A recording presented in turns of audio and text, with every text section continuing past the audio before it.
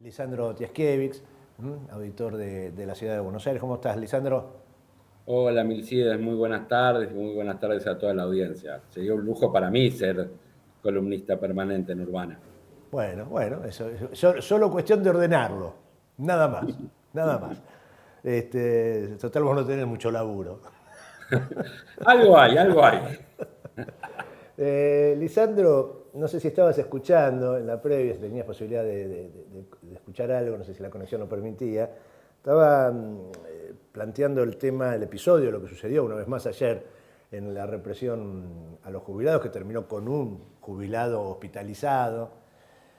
Pero decía que esta violencia que encuentra estímulos desde el discurso de época, estímulos para el accionar represivo, además de esa violencia bien explícita, uno observa y toma conocimiento de otro tipo de violencias, también muy crueles, un poco más sofisticadas y de más difícil acceso. Y vos laburás mucho en eso, vos trabajás mucho en eso, en la investigación a través de la auditoría de diversos temas. Y nosotros ayer contábamos, bueno, fracasó el intento de comunicación ayer, pero dábamos la noticia de uno de los últimos informes que presentaste respecto de lo que sucede en el área de discapacidad en la ciudad de Buenos Aires. Entonces digo, eso también es tremendamente violento y despiadadamente cruel. Contanos cuál es el informe en el cual estuviste trabajando. Sí, es tal cual como decís vos. En principio, pedir disculpas por el fracaso de la comunicación ayer, pero fue realmente imposible.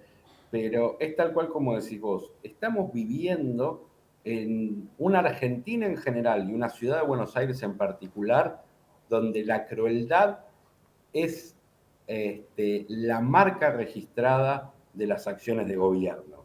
Nosotros desde la auditoría vamos analizando año a año cómo se desarrollan los programas de gobierno, cómo se gasta el presupuesto, etcétera, etcétera. Vamos encontrando muchos problemas. La ciudad de Buenos Aires es quizás una escuela de negociados, ¿no? Cualquier administrador público del mundo que quiera saber cómo se hacen negocios inmobiliarios, cómo se venden tierras públicas, etcétera, etcétera, puede venir a la ciudad de Buenos Aires, pero también encontramos problemas en aquellas cuestiones que hacen a la vida cotidiana y a la posibilidad de desarrollar su proyecto de vida de algunos de los sectores más vulnerables de nuestra ciudad. Específicamente con lo que hace a las políticas de discapacidad, nosotros hicimos una auditoría que no estaba centralizada en temas económicos o presupuestarios, sino que estaba centralizada en la gestión. ¿Cómo se gestionan las políticas de inclusión de discapacidad en la ciudad de Buenos Aires? Y la verdad que nos encontramos con datos asombrosos y aterradores en algún sentido, ¿no? Obviamente no íbamos direccionados a cuestiones presupuestarias, igual encontramos que desviaron 10 millones de pesos que debían destinarse a políticas de inclusión y discapacidad y sin justificativo alguno fueron destinados a otras cosas, ¿no? Se sacaron de la partida. No era lo que íbamos a buscar, pero eso lo encontrás siempre, ¿no? Retirar fondos que la legislatura vota para cuestiones sociales, para quienes los sectores más vulnerables y demás, y que los desvían a otras tareas, eso lo encontramos siempre. Pero además, cuando vamos a ver cómo se ejecutan las políticas de discapacidad, nos encontramos con que no hay criterio ni normativa que diga cómo, cuánto y de qué manera se asignan las becas laborales. Ustedes saben, hay una política pública en la Ciudad de Buenos Aires, sancionada por ley, de inclusión laboral de personas con discapacidad.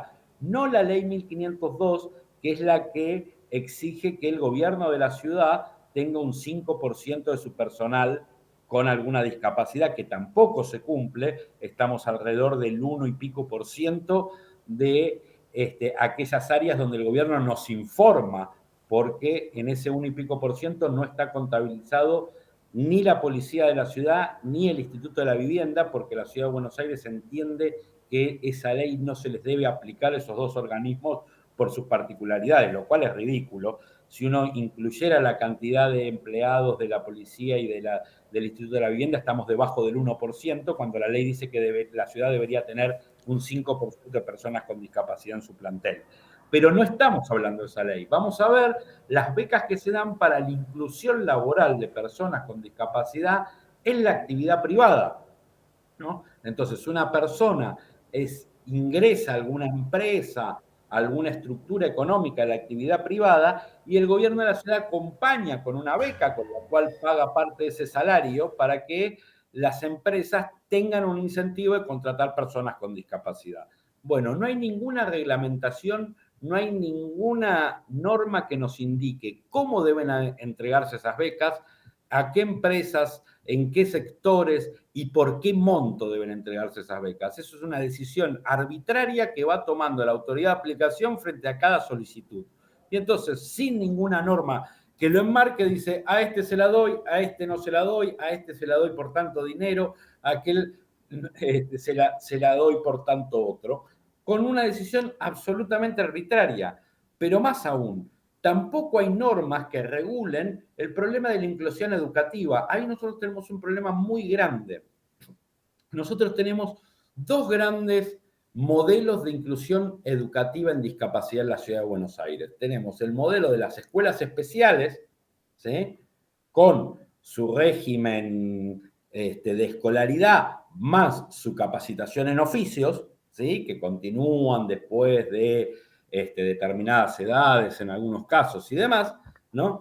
Y tenemos el régimen de inclusión dentro de escuelas normales, ¿sí?, donde muchas veces las personas con discapacidad deben contar con un acompañamiento terapéutico, como un docente ayudante, etcétera, etcétera. Estos son los dos modelos que tenemos.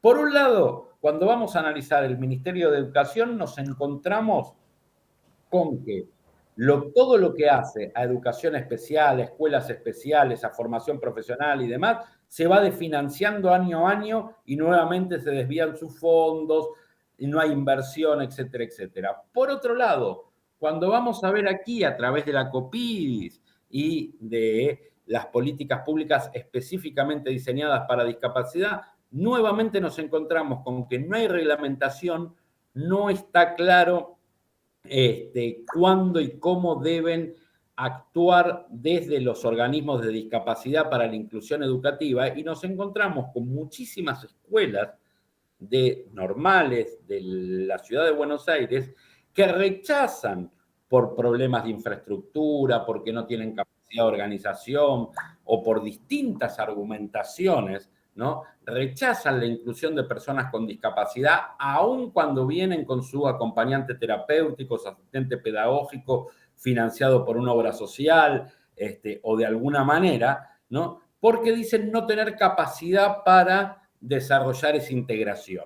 Para eso hay un programa, ¿no?, que depende de la COPIDIS, de la Secretaría de Personas con Discapacidad, que debería tener los pasos, la normativa, los protocolos de cómo se hace esto, de tal manera de garantizarle a la persona que tiene alguna discapacidad, pero que tiene la posibilidad de incluirse en el sistema habitual de educación, garantizarle los recursos necesarios y la posibilidad de hacer esto. Sin embargo, bueno, todo esto de vuelta no está reglamentado, no está organizado, entonces se va haciendo como se puede, de acuerdo al reclamo, de acuerdo a cada problema particular. Y esto genera una afectación muy grande en lo que es la aplicación de una política pública. Y eso lo podemos ver, por ejemplo, en que no tienen la cantidad de personal necesario para llevar adelante estas políticas. Para que se den una idea, en el informe que nosotros estamos presentando, estamos mostrando que durante el año que nosotros estuvimos auditándolos, en ese solo año redujeron el plantel de trabajadores de los programas de inclusión de personas con discapacidad en un 40%. ¿Sí? Todos hablamos desde a lo largo de este año de las grandes cantidades de despidos de empleados públicos en el gobierno nacional. Nadie habla de los despidos que suceden en la ciudad y nadie habla de que esos despidos suceden en este tipo de áreas. Ya te digo, no es uno, no son dos trabajadores, no es un poquito que restringieron, es el 40% Es de una los enormidad. Ahora, trabajadores que ya no trabajan para el gobierno de la ciudad. Claro, esto en el informe, bueno, planteaban la cantidad de años que hace que no se adecúan no se adaptan, no sé, los Los manuales. estándares y las Manuales. normativas. El último manual de procedimiento que tienen es del año 2016. Claro, una Estamos en locura. el 2024. Han cambiado paradigmas, han cambiado cosas que necesitamos hacer para que las personas con discapacidad tengan una inclusión plena. Nuestra Ahora, legislatura... te hago una consulta. No sé si lo tenés en conocimiento, abordaron ustedes el tratamiento a pedido seguramente de alguien para incluirlo en el plan de trabajo. ¿Ya se habían realizado anteriormente trabajos similares a este último? No, la verdad que no. Nosotros hacía muchos años que estábamos intentando, siempre lo contamos cuando nos entrevistan ustedes porque hacen este tipo de preguntas incisivas. Nosotros, la auditoría de la ciudad es un cuerpo colegiado que representamos de manera proporcional a los bloques de la legislatura. Por lo tanto, en nuestro colegio de auditores, donde se decide qué auditamos y de qué manera lo auditamos, que es un colegiado de 7 personas, de las cuales hasta diciembre del año pasado 5 pertenecían al bloque oficialista. Desde el año pasado ya 4 son oficialistas y 3 pertenecemos a Unión por la Patria, pero es un cuerpo colegiado de mayoría oficialista. Entonces, nosotros hace muchos años que venimos intentando auditar todo lo que hace a la discapacidad. Recién el año pasado logramos incorporar una auditoría de lo que es educación especial y una auditoría de lo que son las políticas de inclusión de personas con discapacidad. Hasta ahora no habíamos conseguido que el oficialismo nos acompañe en auditar este tipo de políticas. Y cuando vamos a ver, cuando hacemos la auditoría, entendemos por qué. Porque son políticas que la legislatura vota, que hay leyes que obligan al gobierno de la ciudad a tener políticas para la inclusión de personas con discapacidad, pero que el gobierno no aplica y que con los cambios de staff, porque hace casi 20 años que tenemos la misma fuerza gobernando, pero hay cambios de staff, ¿no? No es lo mismo Macri Mauricio que Larreta que ahora Macri Jorge, ¿no? Y en esos cambios de staff nos encontramos con que a las pocas trabajadoras y trabajadores que sí están desarrollando estos programas que las leyes ordenan y a los que el Estado desfinancia y no les da la importancia que tienen, cada vez que hay un cambio de gobierno los despiden y vacían las áreas. Insisto, parece un dato menor, pero el 40% del personal destinado a las políticas de inclusión con discapacidad fue despedido del gobierno de la ciudad. Bueno, el ensañamiento con este sector vulnerado es muy notable, a lo cual se le sumó en las últimas horas el intento de la incorporación por parte del gobierno nacional en ese lote de 400 terrenos a rematar, sí, a regalar, hospitales psiquiátricos para adultos, para menores, para la cigarra. Bueno. El centro de salud mental número 1 de la ciudad de Buenos Aires, ¿no? Uno lo dice número 1 y entonces se imagina que son muchos. No, son solo 2. Son el 1 y el 2. El 1 es el más antiguo de la ciudad. Tiene una trayectoria de décadas. Ha participado, por ejemplo, cuando comenzó con la democracia, la revinculación familiar con los niños apropiados. El lugar de referencia para colaborar con todo ese proceso era el Centro de Salud Mental número 1. Tiene un hospital de día, tiene atención comunitaria, tiene atención barrial. Es el centro de referencia para aquellas personas que tienen patologías de salud mental ambulatorias. Digo, le brinda una cantidad de servicios impresionantes a la ciudad de Buenos Aires. Nosotros hicimos justamente un informe donde relevamos todos los problemas, porque también el gobierno de la ciudad de Buenos Aires desfinancia, tiene problemas de estructura, claro, están faltando psiquiatras, están faltando psicopedagogos, no hay personal de enfermería. Tuvieron que acortar el horario de atención porque tienen una sola persona de personal de seguridad que tiene que estar presente para que pueda abrirse el centro. Bueno, hay una sola persona. Entonces, en el horario en que esa persona trabaja puede estar abierto el centro, cuando no está esa persona, el centro debe cerrarse. Digo, todos estos problemas ya los traía. Pero una de las cosas que nosotros marcamos en nuestra auditoría es, ojo, hay una debilidad, el edificio no es propio y el comodato que la ciudad tiene firmado con el gobierno nacional dice que el gobierno nacional se lo puede sacar en cualquier momento.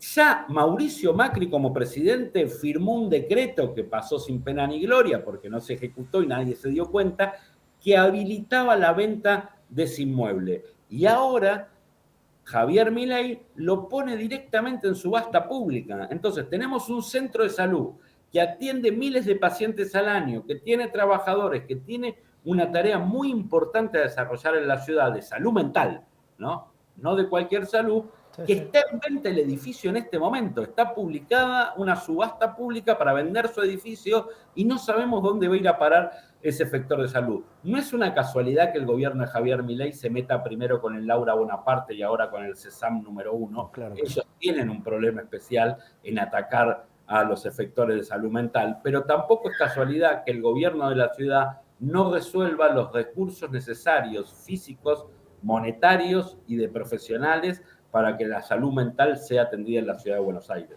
Bueno, Lisandro, la seguimos. Me gustaría que habláramos, pues estuviste trabajando, ahora nos quedamos sin tiempo, nos fuimos larguísimo, pero hablábamos de lo que es el accionar de la policía de la ciudad de Buenos Aires, el accionar represivo, pero estuviste trabajando en algo mucho más mundano, vinculado a algo que está sucediendo ahora, en este momento en la ciudad de Buenos Aires, que es la audiencia pública por el Código Urbanístico, y vos estuviste trabajando bastante el tema de la localización de comisarías en los barrios, ¿no? Sí, Comisarías, por llamarla de algún modo. La verdad que lo que hace la ciudad de Buenos Aires con eso, de vuelta, si no fuera que en todos los temas nos pasa lo mismo y entonces ya no nos sorprende, nos debería escandalizar. Bueno, pero lo dejamos para la semana que viene. Perfecto, cuando ustedes quieran. Y tenemos también algo muy interesante para Urbana TV. No es un informe de la auditoría, pero la semana pasada salió en el boletín oficial una resolución del gobierno de la ciudad que establece sobreprecios y demoras en las obras de reurbanización en el barrio Carlos Mujica. Sí, sí, vi algo de eso que es increíble. Obras que están paralizadas, ¿no? Obras que están paralizadas y que les redeterminan sus precios para pagarle más a las constructoras. Bueno, la seguimos la semana que viene. Abrazo grande. El compromiso está. Dale, gracias.